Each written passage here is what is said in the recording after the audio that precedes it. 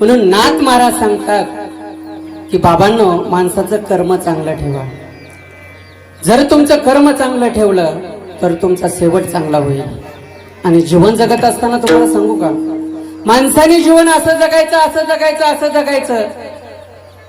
मृत्यूचे दोन प्रकार शास्त्राने सांगितलंय की पहिला मृत्यू आहे कीर्तीचा आणि दुसरा मृत्यू आहे आपल्या शरीराचा. माणूस मेला तरी माणसाची कीर्त मागे राहिली पाहिजे, अशा पद्धतीचं माणसाने जीवन जगलं पाहिजे. तुका म्हणे एका मरण्याची सरे आणि उत्तमाची उरे कीर्ती मागे.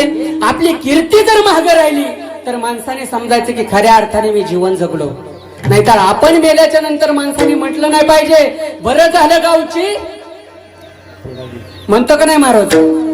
अहो बरं झालं ओ, आमचं गाव आता मुक्त झालं. कशामुळं? हे माणूस गेल्यामुळं.